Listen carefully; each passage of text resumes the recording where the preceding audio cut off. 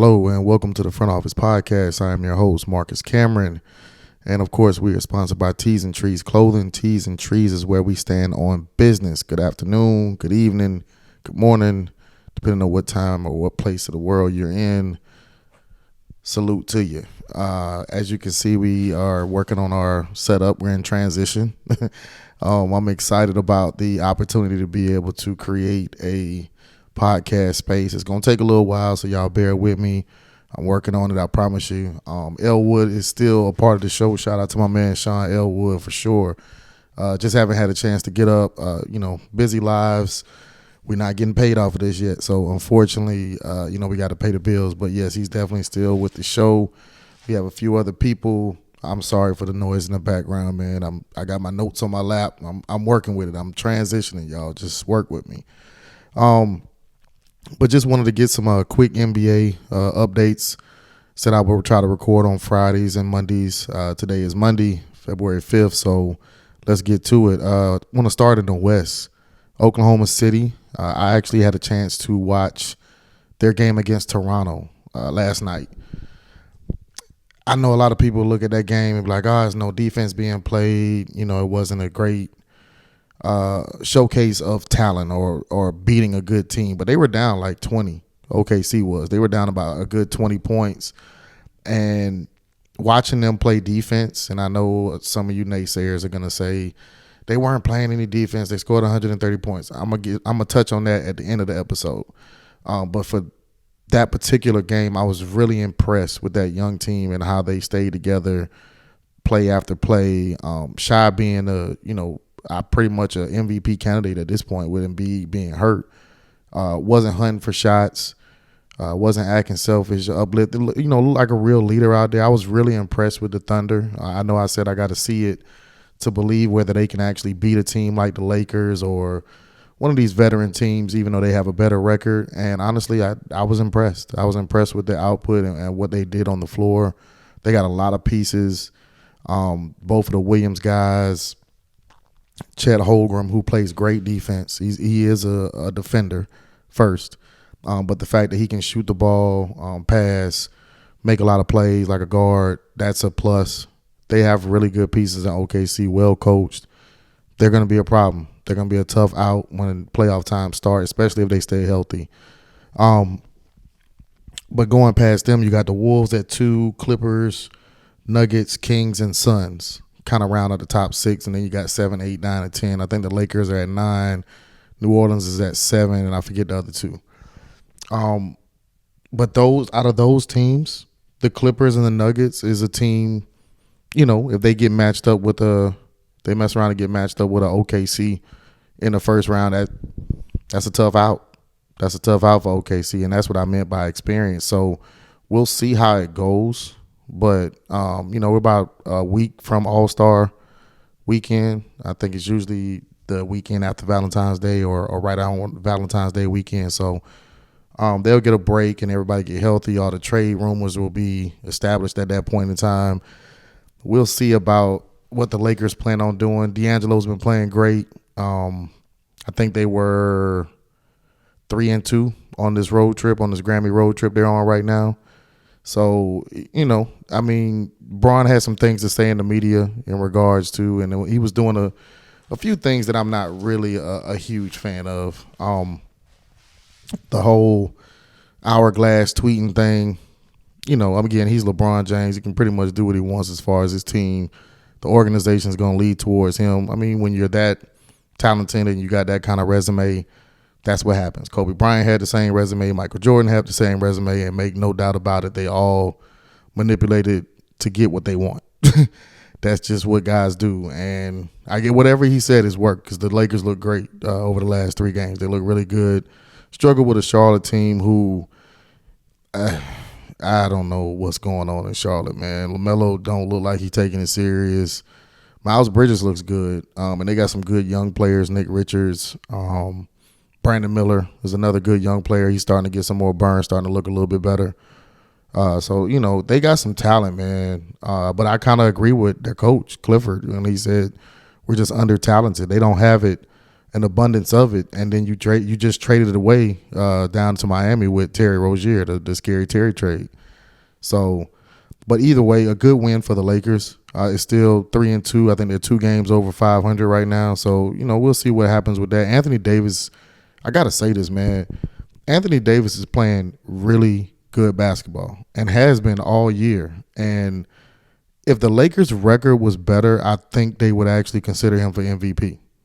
Honestly, I honestly believe that. But because it's not better and you play against LeBron, you play alongside of LeBron James, that type of star power, if you were winning, they're probably going to give him all the pub. But look at Anthony Davis's numbers, man. Like, numbers don't mean everything, but when you're consistently putting up 20 and 12, and if you have a low scoring night, that means you hit the boards for like 20. I think he's had 2 triple doubles in the last 30 days.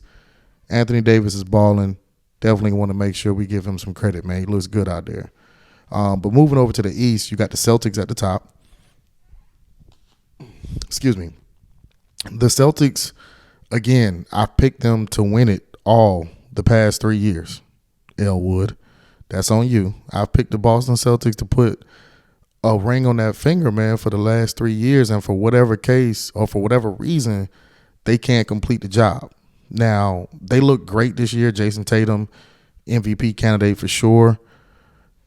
It's still a situation where I'm seeing things that I think is going to hurt them down the road. The game that they lost to the Lakers, bad loss. Bad loss. Even though you couldn't get up for the game because LeBron and AD wasn't playing, that's when you're supposed to flex and show how good you really are.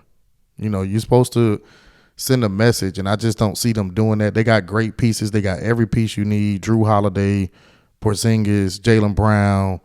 I forget the young dude, the young brother. I think he wears like number 88. It's a crazy number. He's really good for them.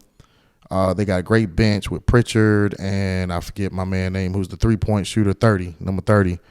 He's really, really good as far as shooting is concerned. But their style of play bothers me because it's not free flowing. It's not let me get the ball or when you play basketball, coaches or any good coach worth anything will tell you your energy, the ball will find energy. The basketball is always going to find energy. And if you are moving around and you're doing what you're supposed to do, it's going to come to you. I just don't think they do that. Sometimes I think they hunt for shots. Sometimes I think they're hunting for stats. I know it's a lot of pressure, especially with Jaylen Brown, who's actually signed the biggest NBA contract in history. He's having a great year, and it's not selfish. I'm not saying that they're ball hogging, but it's something about when it's crunch time, they don't know what to do. And I think that's what the point guard's job is. And I know Derek White, this is his first year as a full-time starting point. So hopefully he'll get it together, man. But, above and beyond, they are the number 1 team in the East for sure. Behind them, got a couple of surprises.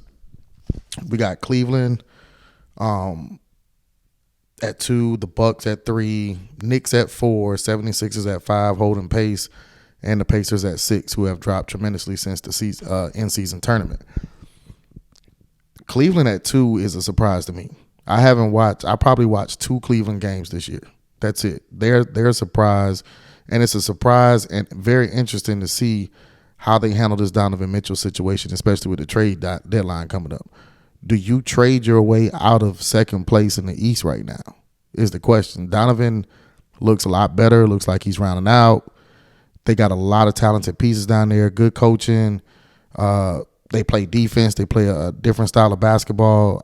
I don't know, man. I don't know if you trade Donovan now. But from a front office's perspective, I can understand if you do, if you not getting the how impression that he wants to be there or he's going to sign to stay. Like, why not just get what I can get for him? But again, you're in second place. I'm not sure that fan base is going to forgive you for trading Donovan Mitchell right now. So we'll see, what they do with that. The Bucks are steady at 3rd. Doc Rivers, I think he's even. I think he's right at 500, or he may be 3-2 or something like that. Not enough time, not a big enough sample to see what's going on. They still look like the same Milwaukee Bucks team. Dame is great. Giannis is great. Chris Middleton is tough. So, they're a complete team. It's just whether they can come together as a team and actually look like something, like find an identity. And I think that's what they were missing with Adrian Griffin, and that's why the Bucks made the change, or that's why they think they made a change. We'll see if Doc changes that. The Knicks, again, Knick fans, man, shout out to y'all. Chewy, all my Knick fans, man, y'all are making a real push. The Randall thing is going to hurt y'all a little bit because you're going to start coming down to earth because Brunson, who I do believe is a certified number one, and he definitely can carry y'all. But sometimes you're just going to need that extra punch. All these teams are loaded with star power, every last one of them. And one star just doesn't get it done. I don't care about – I know Becky Hammond said, a guy that small, that's bullshit. That's goofy. She's a great coach, knows the game of basketball, but to say a small guy can't carry you to a championship when Steph Curry just did it was kind of a little bit of an ignorant statement, but, she's Becky Hammond. I'm going to give her a pass. I respect her basketball knowledge for sure. I'm not going to bash her, but that was a goofy-ass statement. A little guy can definitely get you to the top. I just think, what they have to go through, you're going to need Randall back, especially right after All-Star. I think if y'all can split games from now until All-Star weekend, I think you're in a good situation. I know they said the MRI came back negative for Randall, so he should be ready to go. He should be good to go. The Pacers and the Sixers, both of them dealing with injury. The Sixers injury is a little bit worse with Joel Embiid. I mean, he's the catalyst for the team. He's the MVP candidate. He's the whole current MVP. So losing him is huge, and especially if it's going to be for a extended period of time, they definitely don't have enough unless Daryl Morey is going to get in the front office and start making changes, which I don't really see them being able to make too drastic of a change. They just got to kind of wait it out. It's an unfortunate situation. I like Maxey. I think Tobias Harris is a really good player. They got Pat Bev on that team. They got some pieces, man, but it's not going to be enough to compete at a high level or talking about getting to the Eastern Conference Finals. It looked like, they're going to be kind of down again. So, unfortunately. But the Pacers, the Indiana Pacers. Pacers is a team I like a lot. Pacers is, the Pacers are very formidable. I think they've proven they can play with the best teams in the East and West. They beat Boston a couple times. They own the Bucks. Halliburton has been hurt, and he's the head of the snake. Honestly, I've really been impressed with Tyrese Halliburton. He's a superstar. Well, I ain't gonna say superstar. He's a star right now. Superstar is reserved for the LeBrons and the Steph Currys, but he's a star right now, and he's definitely the head of the snake of that team. And I think with him having limited minutes, it's kind of throwing them off. Plus, they just got the Siakam trade, so they're trying to work that in. But I think they got a really good coach, and he'll be able to pull that together, especially if they get back healthy. With the Siakam trade, that just lets me know that their front office is all in and trying to win. I mean, it was a big splash. You got rid of some pieces that you didn't really want to get rid of, but you didn't really get rid of everything. You didn't get rid of corner pieces. You got rid of Bruce Brown, who you signed to a big deal this summer, but he was only on the 2-year deal. So that's not a big deal. I'll save my judgment for the Pacers until after All-Star break. As of right now, I still think they can compete and definitely knock off some teams towards the top. Of course, Miami is in there. They're in the play-in right now. They're also dealing with injuries. So, and I don't agree with the whole it's time for Jimmy to go. I think the Miami Heat culture is not about that. I know Pat Riley makes good decisions as a GM, but he doesn't make drastic ones, and I think that's just a drastic move to try to move Jimmy. Jimmy is the head of the snake, period. When it's playoff time, playoff Butler is top 5 in the NBA. There is no arguing it. There is no denying it. I mean, the numbers say Jimmy's top 5, and Jimmy turns into Michael Jordan when the playoffs is on. So don't trade Jimmy. Just try to get healthy. But back to the real quick before I get out of here, man. There's no defense in the NBA. Okay, let's discuss that for a second. I would agree I'm 43 years old. Okay, born in 1980. Huge basketball fan. I've seen it from the time I was 5 years old to now, and that's a lot of basketball. That's 39 years. Excuse me. Ooh, Jesus, show how bad that was. 38 years. I apologize. It's 38 years. But 38 years of basketball. Coaching, playing, watching as a fan. Never played D1 college basketball. Didn't get hired in high school. But I feel like I know the game well enough to speak on this. You old people, and I say I mean my age, you got to let go of your childhood heroes. You have to let go of your childhood heroes, and you have to embrace basketball for what it is.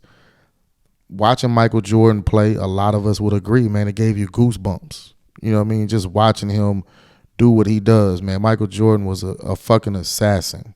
All right? He's one of the best to ever do this shit, without a doubt. But it's really naive to think that nobody else could be better, or the style of brand of basketball can't be better just because it doesn't look like this. Like, I hear a lot of commentators talking about how soft the NBA is because they don't do this and they don't do that and blah, blah, blah, and blah, blah, blah. I dispute that. I dispute that wholeheartedly because of the fact that, number one, let's be real clear on this. The players are better. There are a lot more better players in the NBA now than it was then. Now, you're going to disagree, and if you disagree, by all means, jump in the comments, whatever. I don't care. Because the fact of the matter is, if you take a 12-man roster, not some souped-up team from 1980 or it's not some souped-up team from 2023, just take an average team from 2023 and an average team from back then in the 80s. This roster, the 2023, has more talent on it. Now, talent doesn't always equate to the better player. I would agree with y'all on that, because some of you are going to dispute me and say, hey, no, I don't agree. That blah, blah, blah. Yeah, no, I agree with you. It doesn't always make the better player, but the talent is higher, which means playing defense is going to be a lot harder. It's going to be a lot harder. The reason why it's going to be a lot harder is because of the rules. The rules change. You can't ride a guy all the way down the court. You can't put your hand on him all the way down the court and stop him from moving by you putting your forearm into his hip while he's trying to dribble a basketball. They changed that. And the reason why they changed that is because nobody wants to watch a fucking fight at a basketball game. That's the reason the rule changed. Nobody wants to watch prison basketball, bro. That's, you know what I mean? Like, no disrespect to any guys who are in prison. Ladies, y'all play basketball. I got a good partner of mine who did some time. I respect it. But they know, and they'll tell you that shit rough. Getting a foul call out there, it's not going to be like at your local gym. That's for damn sure. You're going to have to earn that damn call. And that's what y'all want to see. And it's like, bro, like, do you understand that some of those players that were in the game doing those type of plays, like, that's why they had a job. And I respect it. I'm glad they were able to feed their families, but they couldn't play in today's NBA because they don't have any fucking skills. God rest Anthony Mason's soul. It's not a fucking roster in the NBA right now he could play on. As what? A 6'4" what? He's out rebounding these guys? No. He's pushing people out the way. Now, to credit Anthony Mason did have a good skill set. He could shoot the ball, but his style of play wouldn't fit today. And that's okay. You respect the guy for what he did back then, but you got to respect these young guys. Stop saying the defense ain't shit. The offense has gotten 10 times fucking better. That's why the defense don't look like it's shit. You trying to tell me that these moves that they were doing in the 90s is the same shit that they doing now? Have you ever watched one of these goddamn step back threes? Pivot step back threes. Euro steps. This ain't the type of shit that you was watching when you was watching basketball in your heyday. It's different. All right? They built different. So, just respect the game for what it is. And if you don't like it, man, don't watch it. I'm so tired of y'all bitching on social media. I don't even know why I'm watching it. I don't either, motherfucker. Why the fuck are you watching it? Like, if it's something on TV that I don't particularly care for scary movies. I'm not gonna sit here and watch a fucking marathon of scary movies. I'm not gonna do it. But it's the same people who sit here and say they can't stand the NBA, but be quick to comment about the NBA, jump immediately on social media like their name is Wojciechowski. All right, just quick update. Oh, the Lakers lost. Braun out here crying. Oh, such and such lost. Da da da da. But you don't like it. You know what I mean? Find a different type of entertainment, bro. But let me get off the soapbox, man. Front Office Podcast checking in, man. We appreciate all the subscribers. Like, comment, subscribe, man. Check out our Instagram page. It's High Skies Visions. Follow. We definitely follow back, man. And if you got any suggestions on the show, again, be patient, man. I promise you, I try to keep it neat for y'all, man. But I'm working on something big, so it's gonna be great. It's gonna be great. I promise it's coming. But just checking in, man. Peace.